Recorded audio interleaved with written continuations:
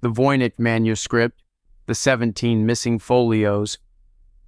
It is the most studied, unreadable book in human history. Over a century of cryptographers, linguists, codebreakers, and artificial intelligence systems have thrown everything they have at it, and every single one has walked away empty-handed. But here is the question that doesn't get asked loudly enough. It's not what the Voynich Manuscript says, it's what it used to say. Before someone took a blade to it, before 17 pages disappeared and the person who removed them made sure to take exactly the right ones. The manuscript surfaced in 1912 when Wilfrid Voynich, a Polish antiquarian book dealer, purchased it from the Jesuit college at Villa Mondragone outside Rome. It had passed through the hands of Holy Roman Emperor Rudolph II, who reportedly paid 600 gold ducats for it, the equivalent of a king's full annual salary. It had moved through alchemists, scholars, and Jesuit librarians. And somewhere along that 600-year journey through royal courts and locked collections, someone sat down with the book, opened it to specific sections, and carefully removed pages. Not by water damage, not by age. The surviving vellum shows clean separations at the binding. This was deliberate. The University of Arizona confirmed in 2009 that the vellum itself dates to between 1404 and 1438. The book is real. The age is confirmed. What is no longer real is everything those missing folios contained. Quire analysis, the study of the manuscript's original page numbering system, was conducted by Jorge Stolfi of the University of Campinas in Brazil, and it tells you exactly how much is gone.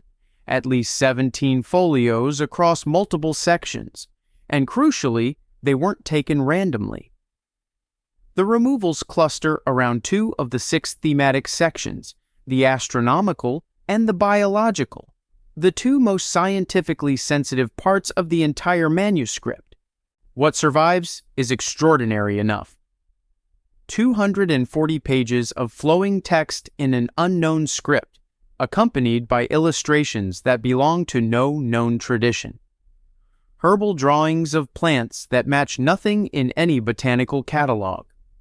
Astronomical diagrams with circular charts that don't align with any medieval cosmological system. A biological section showing naked female figures submerged in green fluid connected by elaborate tube systems. Imagery with no parallel anywhere in medieval medicine or mysticism.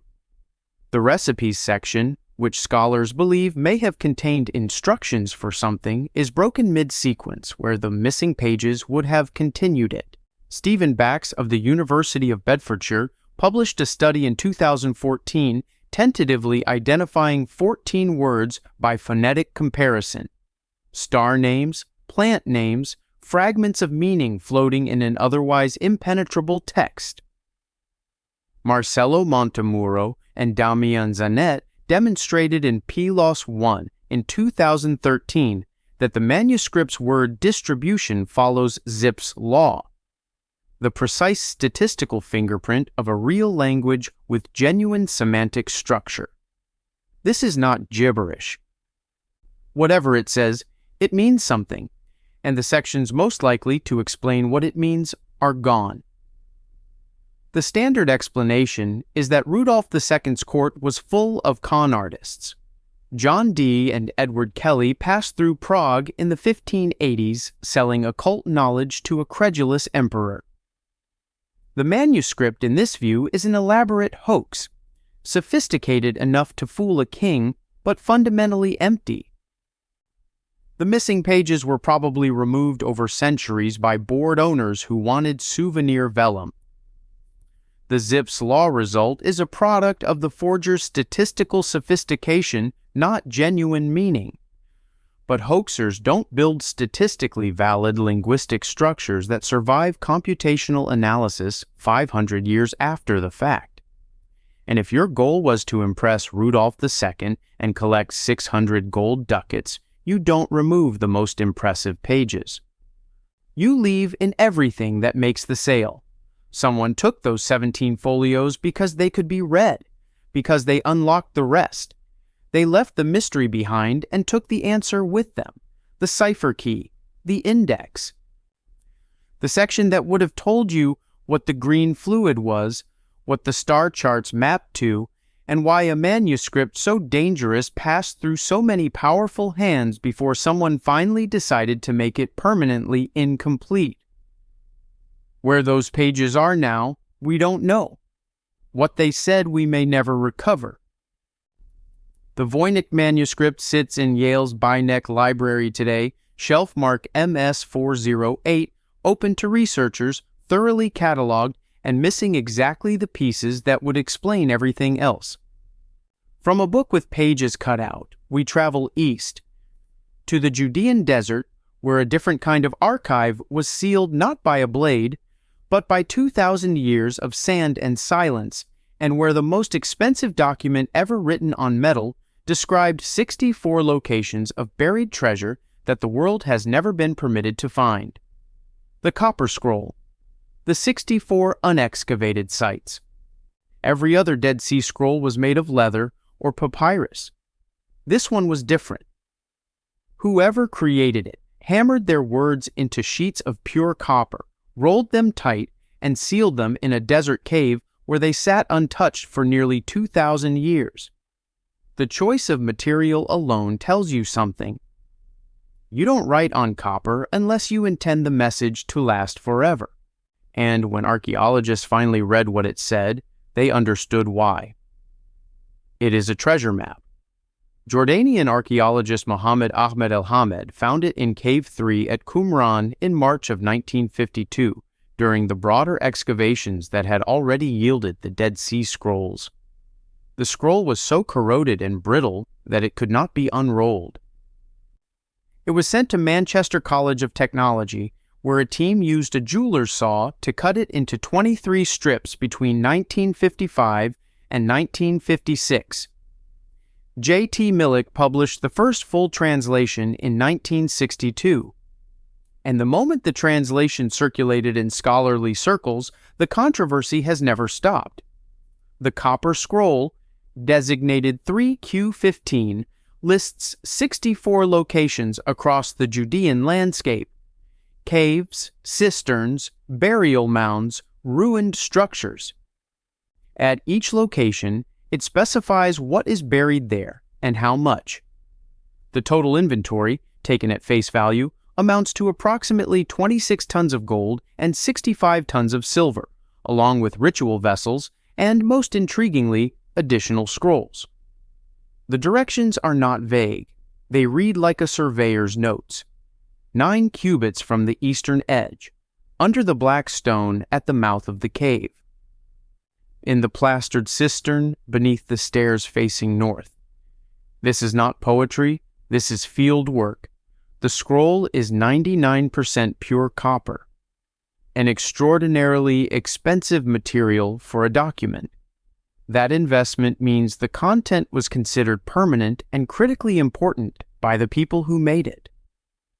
Millick's 1962 translation identified a dialect of Mishnaic Hebrew sharply distinct from the liturgical Hebrew of every other Qumran document, suggesting a completely different institutional origin. Someone outside the Qumran community created this scroll. Someone who had access to resources that desert monks simply did not possess. John Allegro, who controversially published the scroll's contents in 1960 against the wishes of the international editorial team, argued in The Treasure of the Copper Scroll that the quantities were too enormous to represent the assets of any religious community, and almost certainly described the hidden treasury of the Second Temple in Jerusalem, removed before the Romans destroyed the city in 70 CE. Assyriologist Al Wolters corroborated that hypothesis in 1996 after detailed linguistic analysis, noting that several terms in the scroll match precisely the categories of sacred vessel documented in Mishnaic temple records. Kenneth Atkinson of the University of Northern Iowa suggested in 2007 that a final notation on the scroll references a second document, a key text, that would explain the full inventory. That key scroll has never been found. Of the 64 listed sites, fewer than a handful have been formally excavated, and the results have ranged from politically obstructed to inconclusive. The Israel Antiquities Authority has repeatedly declined to authorize excavation at several of the most geographically precise locations, citing jurisdictional complexity over West Bank territory and the risk to existing archaeological structures. That explanation is technically valid. It does not feel complete. Mainstream scholars say the amounts are legendary exaggeration or symbolic figures representing modest community property. The scroll's unusual material is attributed to a different scribal tradition within the broader Essene movement. The unexcavated sites are simply underfunded and jurisdictionally complicated, not strategically avoided. But no community of desert monks accumulates 26 tons of gold. And the copper scroll was not stored with the theological texts. It was hidden separately, alone, in its own cave, as though whoever placed it there understood that what it contained was categorically different from Scripture.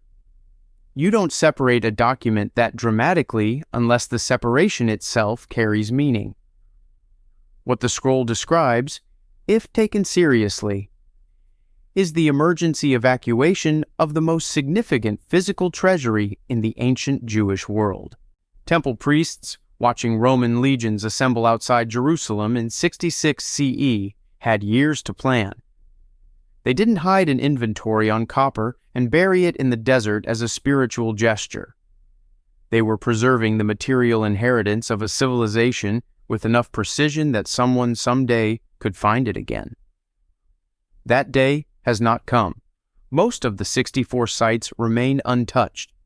The scroll sits in the Jordan Museum in Ammon, fully legible, completely specific, and almost entirely unacted upon.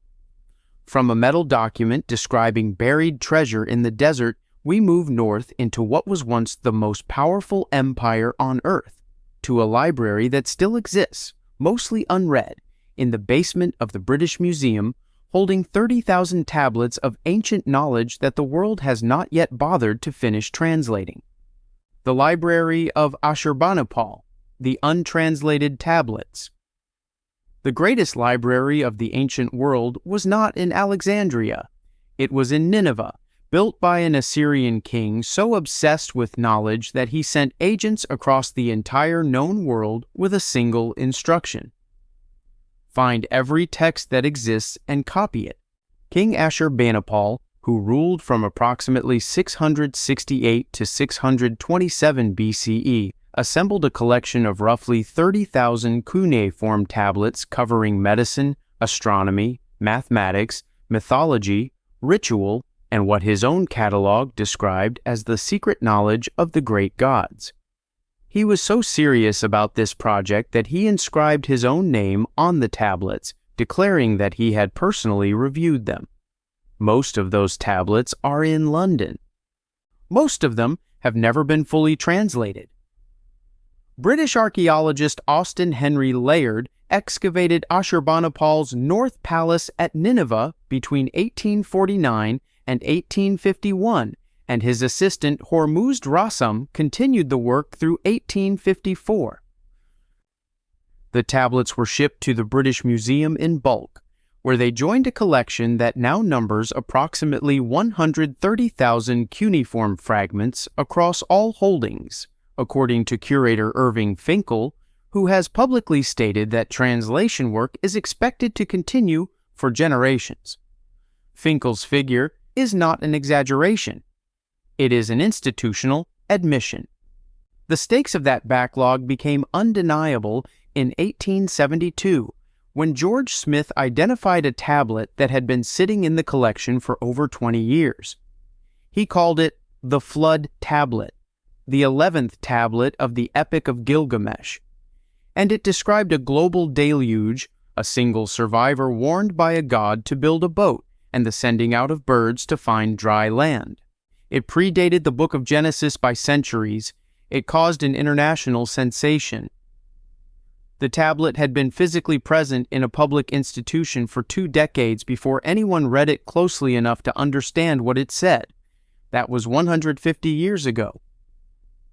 The question of what else is waiting in that backlog is not rhetorical. Ashurbanipal himself boasted in his inscriptions that he had studied texts from before the flood. He wasn't being figurative. The Sumerian king list, part of the same tradition, describes rulers governing for tens of thousands of years before a great deluge divided history into 2 eras. The tablets treat this as administrative history, not mythology. Stephanie Daly of Oxford University documented in Myths from Mesopotamia in 1989 that the Nineveh tablets contain astronomical records tracking planetary movements to within fractions of a degree, precision not matched again until the Babylonian astronomical diaries of the 4th century BCE. The medical series alone, the Diagnostic Handbook, known in Assyrian as SA.GIG, constitutes a 40-tablet systematic clinical manual organized by symptom, structured in a way that would not look out of place in a modern differential diagnosis framework. Only approximately half has been formally published in academic editions. The series of Era, describing a divine being who nearly annihilated humanity using weapons whose touch burned like fire from the sky, has been translated but received almost no mainstream scholarly attention relative to the Gilgamesh material. In 2014, Andrew George of Sceaux identified a newly translated tablet that had been in the British Museum for 150 years and revealed precise dimensions for a circular arc in the Gilgamesh flood account, dimensions consistent with a real construction technique. 150 years. Mainstream Assyriologists say the translation backlog is a resource problem, not a suppression. Cuneiform is a highly specialized field with a small global community of trained scholars. The tablets are preserved, cataloged, and in principle accessible to researchers. The secret knowledge language in Ashurbanipal's colophons is royal self-presentation, common to Assyrian inscriptions, not evidence of genuine concealment. But institutional inertia produces the same result as deliberate suppression when the stakes are high enough. The Andrew George Ark tablet did not require special clearance. It required attention. It sat in a public collection for a century and a half while scholars worked on other things. The question isn't whether the British Museum is actively hiding these tablets. It's whether the difference between passive neglect and active concealment matters when the tablets themselves cannot tell us which one it is. Ashurbanipal said his library contained knowledge from before the flood. We still don't know what that knowledge said. It is sitting in London in a basement waiting for someone to finish reading it. From tablets that describe secret knowledge gathered from the ancient world, we move southwest into the Egyptian desert, where in December of 1945, 2 brothers digging for fertilizer cracked open a clay jar and found a set of books that the early church had spent over 1,000 years trying to make vanish, only to find that one of them arrived incomplete with its most important pages already gone. The Nag Hammadi Codex, the pages that vanished before the scholars arrived. In December of 1945, 2 Egyptian brothers named Muhammad and Khalifa Ali were digging near a cliff face at Jabal al-Tarif, outside the town of Nag Hammadi in Upper Egypt. They were looking for fertilizer. What Muhammad's mattock struck was a sealed red clay jar, nearly a meter tall. He hesitated before breaking it open. Local tradition held that jars like this sometimes contained spirits. What fell out was not gold and not spirits. It was 13 leather-bound books that had been sealed underground since the Roman Empire was still standing. He carried them home. His mother burned several pages as kindling before the family understood what they had. The books entered the black market. They passed through antiquities dealers in Cairo through 1946, and by the time scholars finally assembled a complete inventory, one of the 13 codices had been damaged in a very specific way. Not randomly, not at the edges, at exactly the points where the most dangerous material would have been. The Nag Hammadi Library, as it came to be known, contains 52 distinct texts, Gnostic Gospels, mystical treatises, secret teachings attributed to Jesus, Thomas, Mary Magdalene, and figures whose names the canonical church had worked for centuries to expunge.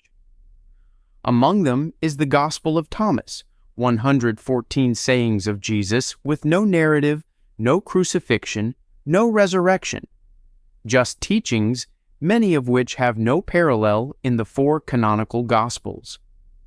James M. Robinson's critical edition, published in 1977 after the Egyptian government nationalized the collection in 1956, remains the standard scholarly reference.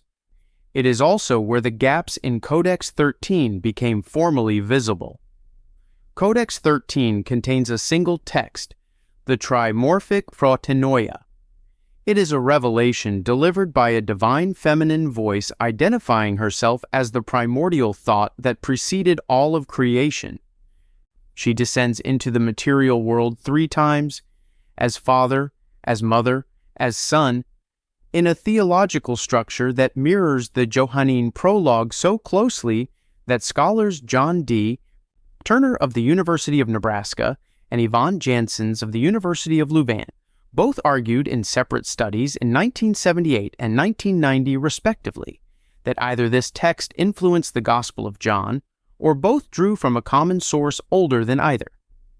Turner specifically noted that the missing opening pages likely contained what he called the initiatory address, the section identifying the text's origin community, its intended audience, and the ritual instructions for using the knowledge inside. Those pages are gone. The Codex arrived at the Coptic Museum in Cairo with its opening and closing material absent. The museum's provenance files for Codex 13 document a gap. The Codex cannot be accounted for between the discovery in 1945 and approximately 1952. 7 years of untracked movement through a period of active black market antiquities trading in Egypt. At least one page fragment from the Nag Hammadi material is documented as having appeared at a London auction in the 1980s and passed into private European hands, where it has remained outside the scholarly record. The standard explanation is chaos. Untrained farmers and antiquities dealers handled extraordinarily fragile late antique papyrus without conservation knowledge. Pages crumbled. Pages were lost. Pages were burned before anyone realized their value.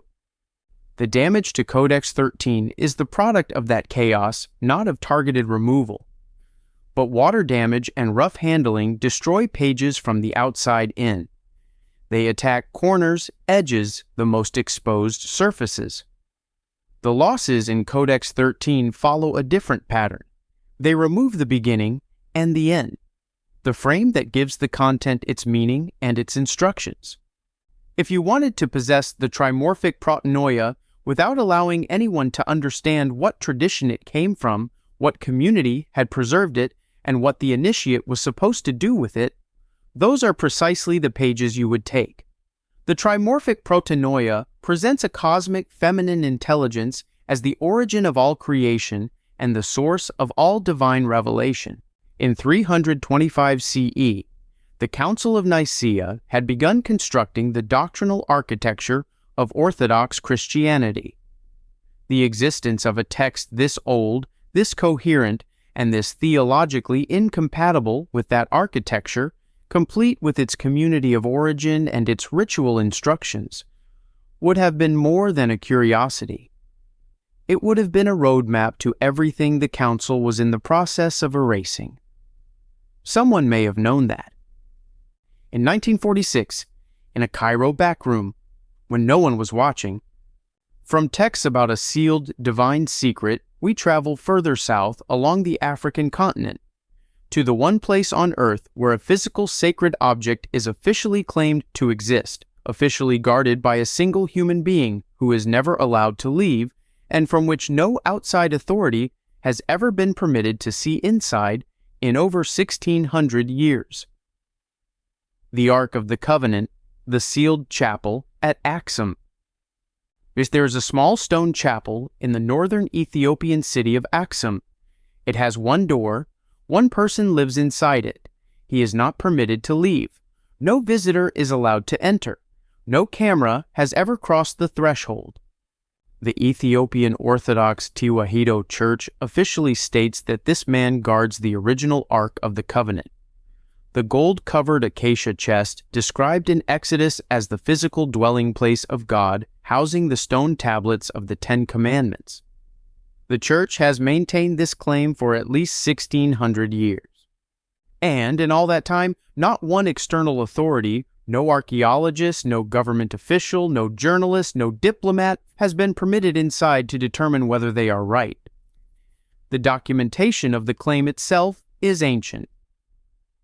Emperor Ezana's conversion inscription, recovered at Axum and dated to approximately 331 CE, references the Church of Mary of Zion as the site of a sacred object brought from Jerusalem. That inscription is nearly 1,700 years old. The tradition it records is older still, tracing the Ark's journey to the son of King Solomon and the Queen of Sheba, Menelik I, who is said to have brought it to Ethiopia around the 10th century, BCE. The Kebra Nagast, the Ethiopian royal epic, describes this transfer in detailed narrative, including the specific route taken south through Egypt. Tudor Parfit of SOAS documented in the Lost Ark of the Covenant in 2008 that the route described in Ethiopian religious texts from Jerusalem through Egypt to the island of Tana Kirkos in Lake Tana, then to Axum, maps precisely onto historically verifiable Beta Israel migration patterns. The Beta Israel, Ethiopia's ancient Jewish community, maintained pre-Christian Jewish practices for centuries in exactly the regions the Ark's journey passed through. The internal coherence of the tradition is not that of invented mythology. It is the coherence of institutional memory. Graham Hancock investigated this claim more thoroughly than any outside researcher before or since, conducting extensive interviews in Ethiopia in 1991 for his book The Sign and the Seal. He was ultimately stopped at the chapel door. But his interviews with guardian monk Gebra Mikael Iyesus produced the most detailed account ever given by a guardian. A description of a wooden chest with golden coverings and carrying poles, fully consistent with the Exodus specifications delivered by a man who showed no apparent knowledge of Western biblical scholarship. He wasn't describing a text he had read, he was describing an object he had seen. In 2008, the late Ethiopian Orthodox Patriarch Abune Paulos announced to the international media that the Church would soon reveal the Ark to the world. The announcement generated global attention. Within 48 hours, it was walked back completely with no explanation given, no clarification, no follow-up. The story vanished from official church communications as though it had never been made. The mainstream position is that the Ark was almost certainly destroyed when the Babylonians sacked Jerusalem in 587 BCE, an event confirmed by both the books of Kings and by archaeological evidence of the temple's destruction. The Ethiopian tradition, in this interpretation, preserves the Ark's memory through a sacred replica called a tablet, a practice that is in fact common across all Ethiopian Orthodox churches, each of which maintains its own tablet. The guardian system is a profound religious commitment, but it is guarding a symbol, not an original artifact. But every Ethiopian Orthodox church has a tablet. Only the chapel at Axum has a guardian who is permanently confined, forbidden from leaving, forbidden from receiving visitors, living out his entire life inside a single room. No other tablet in any other church receives that level of security. If you are guarding a replica, you don't imprison a human being to do it. You don't maintain a system of life confinement across 16 centuries to protect something whose power is entirely symbolic. The 2008 announcement and its immediate retraction may be the most significant event in this story. Someone decided the world was about to find out. And within 2 days, someone else decided the world was not. We don't know who made that second decision or what they knew that changed it. What we know is the result. The door is still closed. The guardian is still inside. And the chapel at Axum remains the most restricted archive on this list, not because of classified designation or bureaucratic process, but because of a single, unbroken human decision maintained across 60 generations. From a sealed room in ancient Africa, we cross the Atlantic to 19th century America, where the world's most prestigious scientific institution received hundreds of physical human remains, logged them in its own published government documents, and then lost track of every single one. The Smithsonian's missing skeletons. The Smithsonian Institution's own annual reports are government documents. They are publicly available in university libraries across the United States. They were published by the Bureau of Ethnology, funded by Congress, and distributed as official records of American scientific activity. And within their pages, across the 1880s and 1890s, field agents operating under Smithsonian authority repeatedly described the excavation of human skeletal remains of unusual and sometimes extraordinary dimensions from burial mounds across the American Midwest. Those reports were written. Those specimens were shipped to Washington. And when researchers in the 20th century attempted to locate the physical evidence described in those reports, they were told again and again that the remains could not be found. This is not a fringe claim built on internet rumors. The institutional paper trail exists. The 12th annual report of the Bureau of Ethnology, published in 1894, contains the account of Cyrus Thomas describing skeletal remains from the Dunleith Mounds in Illinois as being of unusual size, a phrase that appears across multiple reports from multiple field agents in multiple states. The 1881 annual report references finds from Kanawha County, West Virginia, describing skulls with cranial capacities exceeding the normal human range. The physical specimens were reportedly shipped to Washington that year. Don Dragu of the Carnegie Museum of Natural History published measurements in mounds for the dead in 1963, documenting an Ohio burial mound skeleton standing at 7 feet 2 inches in height. Dragu was a trained physical anthropologist working at a credentialed institution with no stake in alternative history. His measurements were made with calibrated instruments, not an 1880s field tape. The absence of the specimens is the impossibility here, not their presence.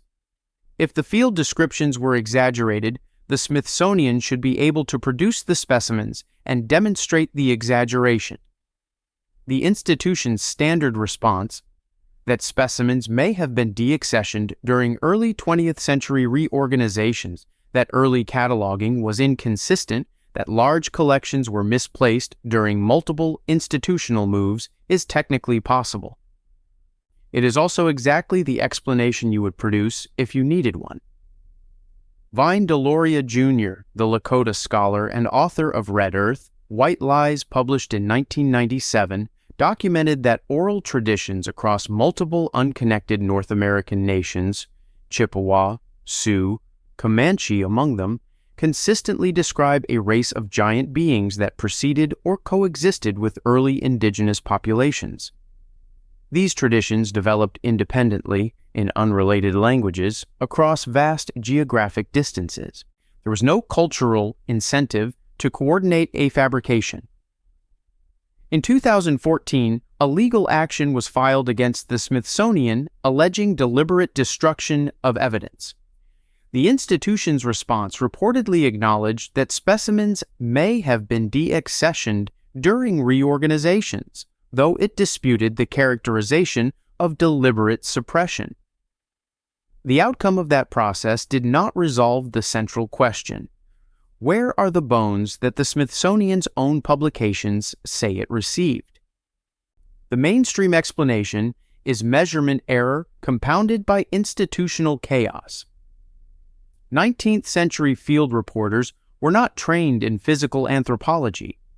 A femur examined out of context looks larger than it is. Unusual size in 1880s field language likely meant larger than average, perhaps 6 feet tall, not 8. The institutional losses are the product of poor early record-keeping during a period of rapid expansion, not coordinated removal. But Dragoo's Carnegie Museum measurement was not made by an 1880s farmer with a tape measure. It was made by a professional in 1963. And institutional chaos produces messy, incomplete records. It does not produce the total absence of any specimen matching a specific class of description across an entire century of acquisition. Something was received. Something is gone. The gap between those two facts has never been satisfactorily explained.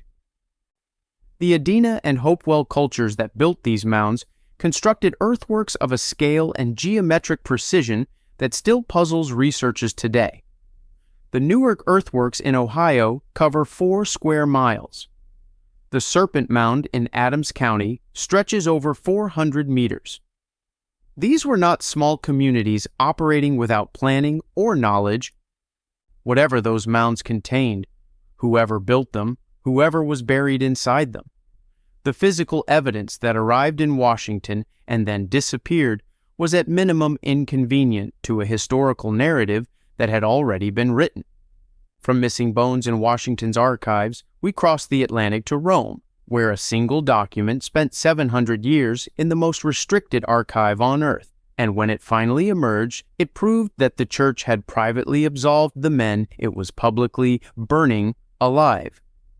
The Chinon parchment, what the Vatican sealed for 7 centuries. On the morning of March the 18th, 1314, Jacques de Molay, Grand Master of the Knights Templar, leader of the most powerful military religious order in Christendom, was burned alive on a small island in the Seine River in Paris. Pope Clement V had condemned the Templar order for heresy. They had worshipped a severed head, the charges said. They had spat on the cross. They had conducted obscene initiation rituals.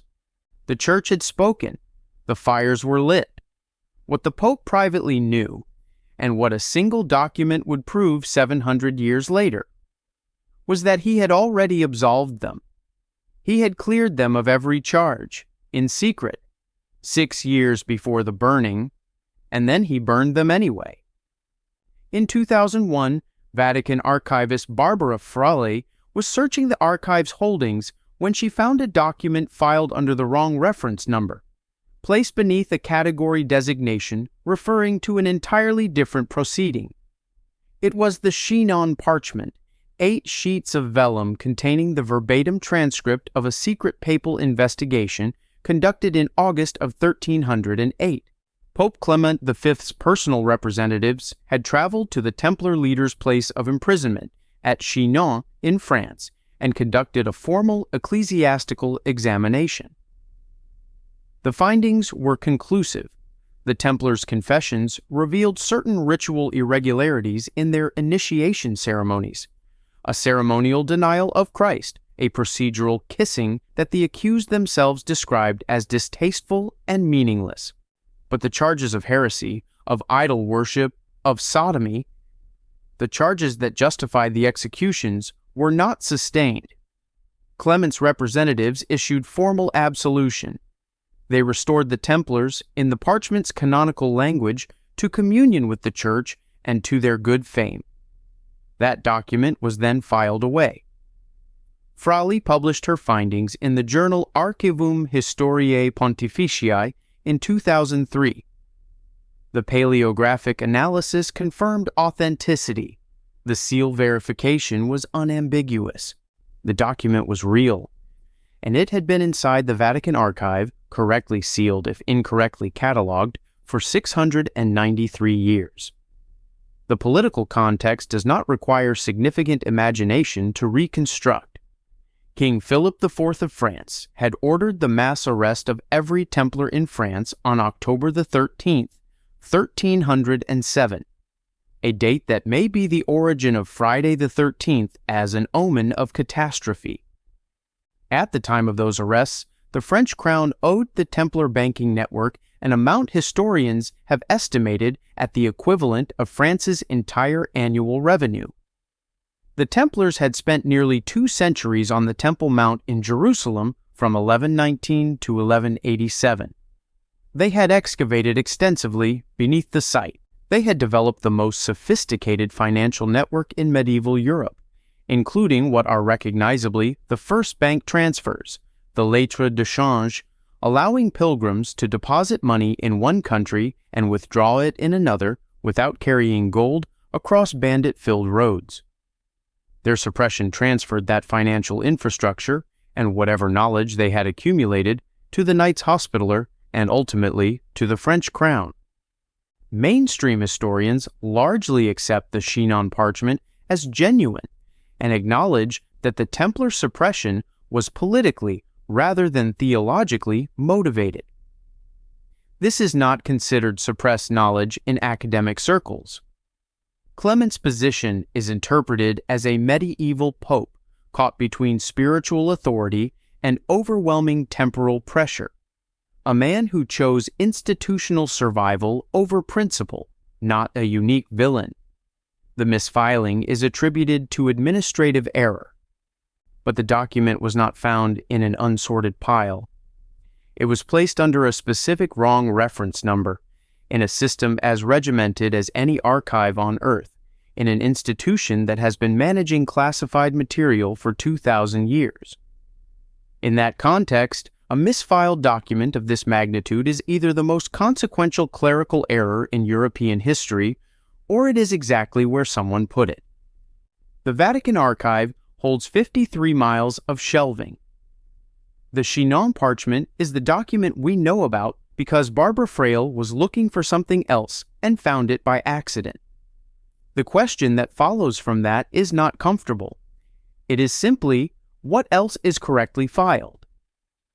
From a sealed archive in Rome, we travel south, under the Bay of Naples, beneath 20 meters of volcanic rock, to the only intact private library from the classical world, still sealed underground, still largely unread, and waiting beneath an Italian suburb for an excavation that the authorities have not yet authorized. The Herculaneum Papyri, the sealed rooms beneath Vesuvius. On August the 24th, 79 CE, Mount Vesuvius destroyed 2 cities. Pompeii is the one we remember. Herculaneum is the one that matters more. Pompeii was buried in ash. Herculaneum was buried in pyroclastic flow, superheated gas and rock moving at hundreds of kilometers per hour, carbonizing everything it touched instantaneously and preserving it in that carbonized state indefinitely. The wood of the furniture, the food on the tables, and in one exceptional villa at the edge of the city, an entire private library of ancient scrolls, sealed in volcanic rock, where they have remained for nearly 2,000 years. Most of those scrolls have never been read.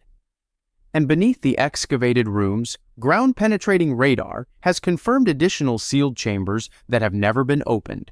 The Villa dei Papyri was discovered in 1750 when Bourbon workmen digging unauthorized tunnels beneath the buried city broke into a structure of unexpected scale and opulence. By 1752, they had found the library, hundreds of scroll rolls, each one black as charcoal, crumbling if you touched them. The Swiss engineer Karl Weber created detailed plans of the tunnels before the excavation was halted due to gas and structural instability. The Bourbon court extracted what it could: scrolls, bronze sculptures, painted panels, and sealed the tunnels. The villa has been under restricted investigation since, with full open trench excavation never authorized over the buried structure because it lies beneath a residential neighborhood in what is now the town of Ercolano. Of roughly 1,800 scrolls recovered, the vast majority belong to the Epicurean philosopher Philodemus of Gadara. Works on rhetoric, music, poetry, and ethics, most previously unknown to scholarship. The villa's owner was almost certainly Lucius Calpurnius Piso Saturninus, Julius Caesar's father-in-law, one of the most politically connected men in the late Roman Republic. A man of that stature, assembling a philosophical library of that scale, would not have collected only Epicurean philosophy. He would have owned Greek and Latin literary texts. Homer, Virgil, Aristotle, Cicero. The surviving scrolls are conspicuously one-sided. Either this is the entire collection, which seems improbable, or the Latin literary and broader Greek texts are somewhere else in the structure, somewhere that has not been excavated. David Woodley Packard's ground-penetrating radar surveys in the 1990s confirmed the presence of additional architectural structure beneath the excavated villa, rooms whose dimensions and organic material signatures are consistent with further storage. Richard Janko of the University of Michigan has argued in multiple publications that the lost second book of Aristotle's Poetics, on comedy, referenced by name in the surviving first book and cited by other ancient authors, is statistically likely to be among any broader collection at this villa, given its intellectual scope. Umberto Eco built an entire novel around the premise of that missing text. The possibility that it is physically present in a sealed room 20 meters underground in southern Italy is not a fantasy. It is a credible scholarly hypothesis. In December of 2023, the Vesuvius Challenge, a prize competition launched by Nat Friedman and Daniel Gross with $1 million in awards, produced a breakthrough. An artificial intelligence model trained on CT scans of sealed scroll fragments decoded approximately 2,000 characters of previously unread Greek text from a carbonized scroll that had never been physically unrolled. The decoded passage discussed music, pleasure, and Epicurean philosophy. More importantly, it proved the technology works. Reading carbonized ancient text is no longer the bottleneck. The bottleneck is access to the material. The Italian Ministry of Culture's position is that responsible archaeology takes time, that excavating through a residential neighborhood is legally and logistically complex, that the fragile carbonized scrolls require years of careful work per roll, and that better to read what we have than to risk what we don't. These arguments are archaeologically sound. They were also more persuasive before December of 2023, when a computer decoded 2,000 years of silence in a matter of weeks. The sealed rooms under the Villa dei Papiri may hold the second book of Aristotle's Poetics. They may hold early Livy, lost Ennius, the complete works of Varro. They may hold Latin literature we believe was destroyed. They may hold nothing more than additional Philodemus. We will not know until someone opens them. And opening them requires authorization that has not yet been granted from an institution that has had the request on its desk in various forms since the 1750s.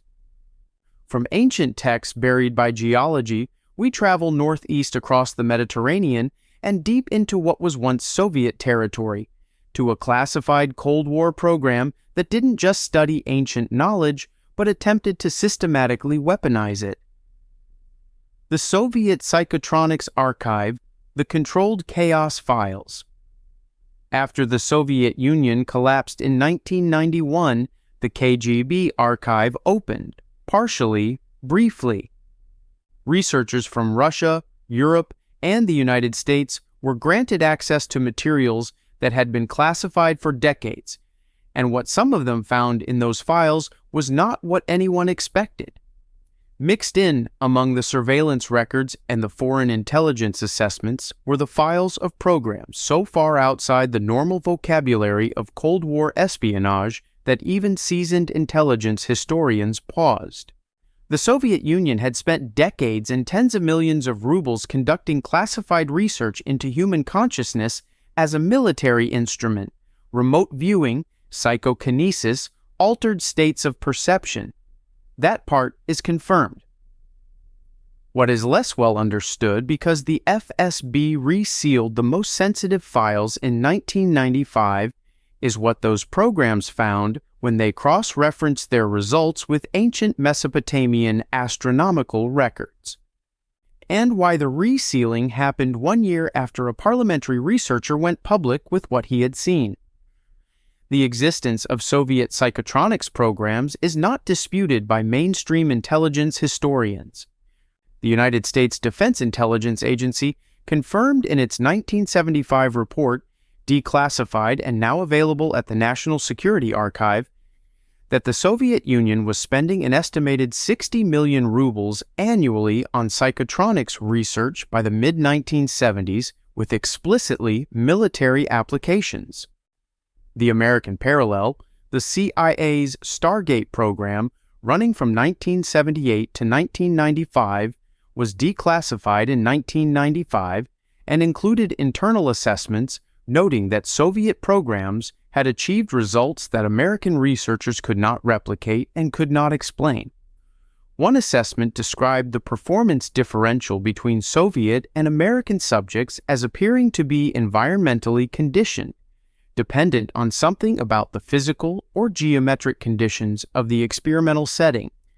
Nina Kulagina, the Soviet subject most extensively documented in psychokinesis research, was filmed in over 200 laboratory sessions under controlled conditions.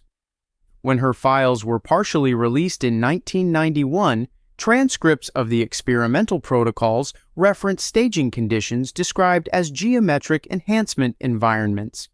The specific geometry referenced in those protocols included coordinate systems derived from Mesopotamian temple alignment data.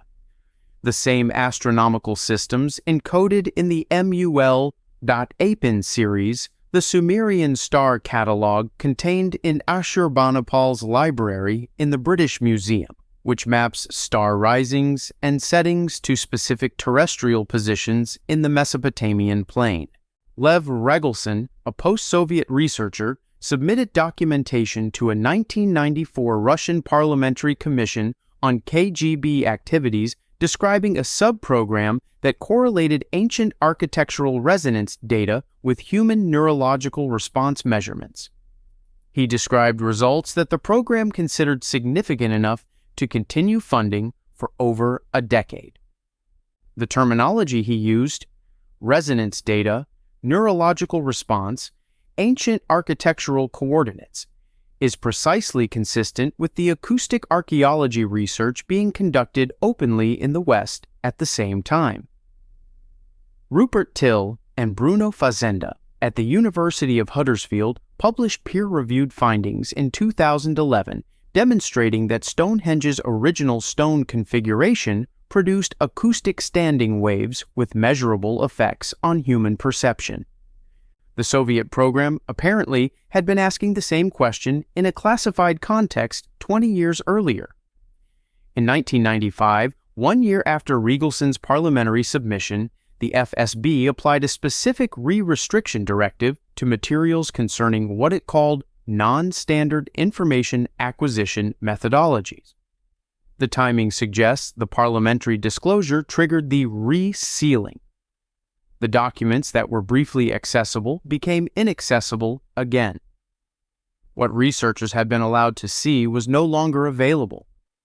What they had already transcribed or photographed stayed in circulation. What they hadn't gotten to in time went back behind the wall. The standard explanation is that Soviet psychotronics programs were real but produced nothing scientifically replicable. The military investment was Cold War institutional momentum.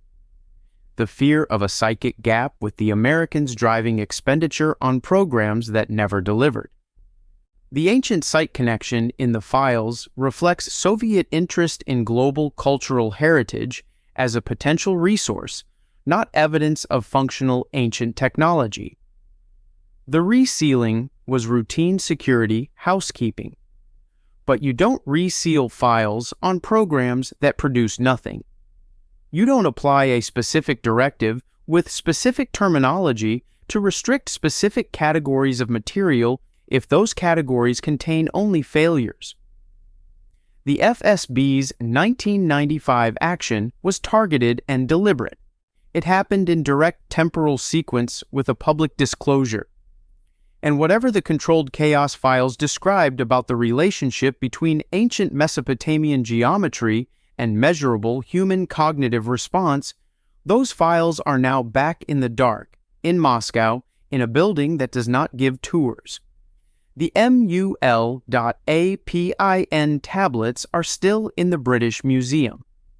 Partially translated, mostly unread. If the Soviet program found that the coordinates encoded in those tablets correspond to real measurable phenomena, electromagnetic, acoustic, neurological, then the question is not just what the tablets say. It is what we lost when the files describing what we found inside them got locked away again. From Cold War archives sealed by a bureaucratic directive in Moscow, we make one final leap. Across Eurasia to the western edge of the Pacific Ocean, to a government that issued its first ever official UAP protocols in 2020 and simultaneously acknowledged that classified encounter logs have been maintained since the 1970s. The raw radar data from the most significant of those encounters has never been released. Japan's sealed UAP files.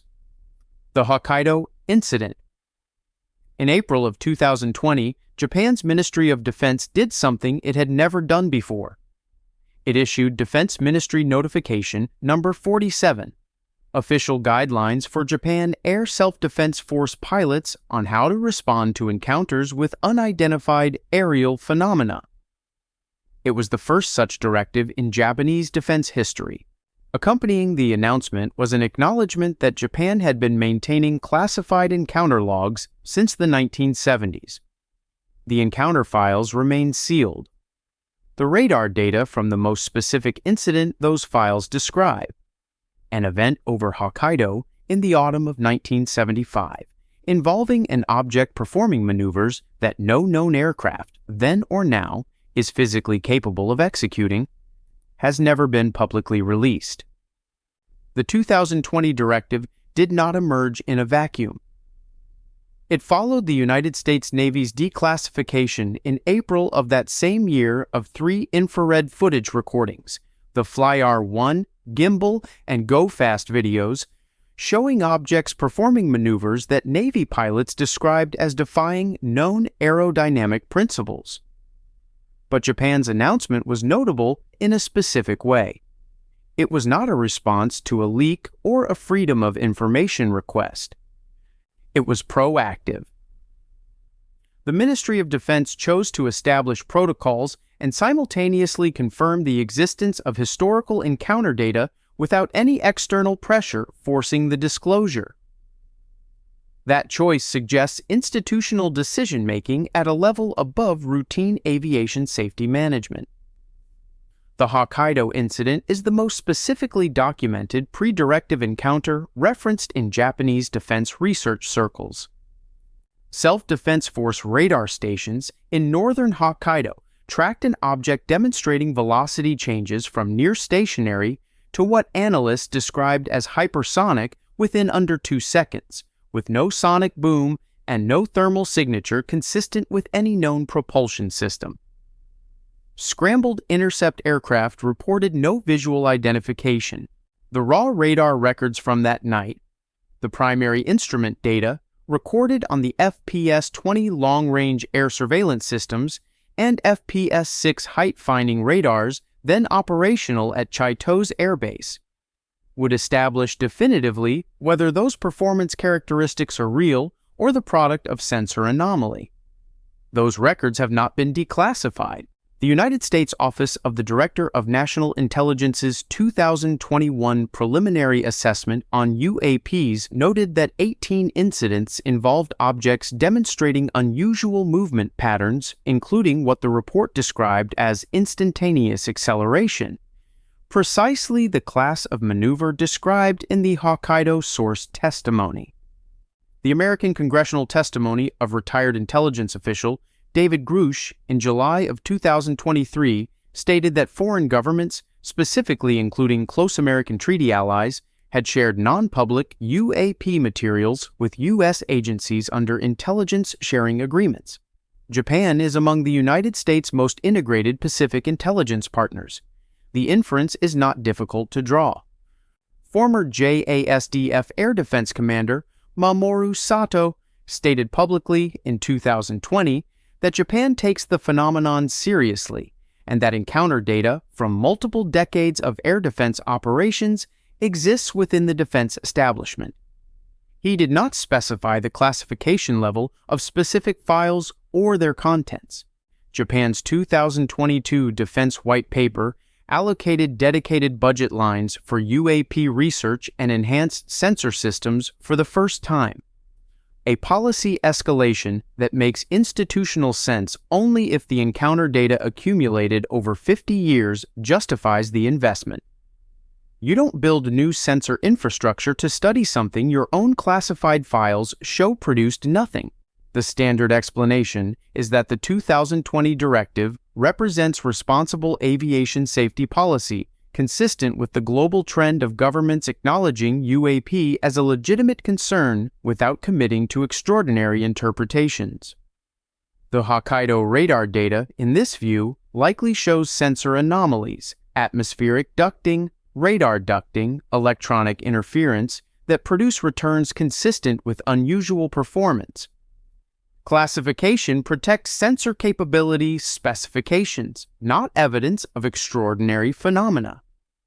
The choice to maintain encounter logs for 50 years reflects institutional thoroughness, not institutional knowledge of something that cannot be explained. But atmospheric ducting does not prompt a government to issue its first-ever pilot response protocols 45 years after the incident. Budget allocations for new sensor infrastructure do not follow from a classified file full of equipment malfunctions. And 50 years of maintained encounter logs, carefully classified, represent an institutional commitment to record-keeping whose purpose is not decorative. Someone decided those records were worth keeping. Someone decided they were worth protecting. The question is, what they contain that makes both of those decisions make sense. Japan sits at the intersection of the most intensively monitored maritime and aerial corridors on Earth. If objects performing physics-defying maneuvers have been tracked in that airspace consistently since the 1970s, and if that data has been shared with American agencies under treaty arrangements, then what was described in congressional testimony about non-human intelligence materials potentially implicates Japanese classified archives directly. The Hokkaido radar tapes are not an isolated curiosity from a distant decade. They may be one node in a global network of classified documentation that multiple governments have been quietly maintaining, quietly comparing, and quietly declining to show the public for longer than most of the people watching this have been alive. Here is what these 10 archives have in common. It is not that they are mysterious. Mystery is everywhere. What connects them is something more specific. In every single case, the suppression was active. The Voynich folios were cut, not crumbled. The copper scroll sites were not unexcavated by oversight.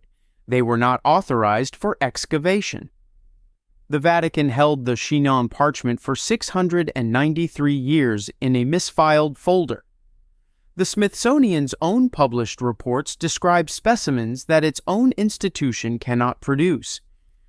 The Soviet psychotronics files were open for 4 years and then resealed on a specific directive in a specific year following a specific parliamentary disclosure. These are not mysteries born of neglect. They are mysteries of decision. In each case, someone chose what the rest of us would know. The mainstream position is that each of these cases has a mundane explanation: misfiling, resource constraints, bureaucratic inertia, poor 19th century record keeping, exaggerated field reports, institutional chaos during periods of rapid expansion. And for any single item considered in isolation, that argument is defensible. The standard explanation almost always fits the individual data point. What it cannot explain is why every data point bends the same way, why the gaps consistently fall on the most sensitive material, why the resealing follows the disclosure, why the authorization is always pending for the excavation that would settle the question. History, as we are taught it, is not a record. It is a selection. It is the sum of what was preserved, what was translated, what was funded, what was published, and what was allowed to remain on the shelf. The Library of Ashurbanipal, the Villa dei Papiri, the Nag Hammadi jars, these survived by geological accident, by misfiling, by a farmer looking for fertilizer. What didn't survive didn't always crumble. Sometimes it was cut out. Sometimes it was misfiled under the wrong reference number. Sometimes it was deaccessioned. Sometimes it was resealed in 1995 on a targeted bureaucratic directive. The archive that has never seen the light of day is not a single vault. It is the accumulated total of 1,000 quiet decisions made across centuries by institutions and individuals who concluded that some things were better left unread. Most people encounter these gaps and accept the standard explanation. They see a missing page and assume something fell out. They see an unexcavated site and assume no one got around to it. You watch this far because you notice the difference between falling and being removed. That distinction is what this channel is built for. Not easy answers, not comfortable conclusions, the questions that stay open. Hit subscribe and make it official. Then go to the comments and tell me, which of these 10 sealed archives, if it were opened tomorrow, would change everything? Pick one. Make your case. I'll be reading every reply. Every archive has a door. Most doors have a lock, and most locks, if you look closely enough, have a key that someone chose not to use. What you have seen today is not 10 unsolved puzzles. It is 10 moments where the decision was made to stop looking, or to stop others from looking. The Voynich pages are gone. The Hokkaido radar tapes are sealed. The chapel at Axum has been closed for 1,600 years. But the questions those absences generate cannot be classified. They cannot be misfiled. They cannot be deaccessioned. Questions survive everything. Subscribe, and we will keep asking them together. The archive is only closed if you stop trying to open it.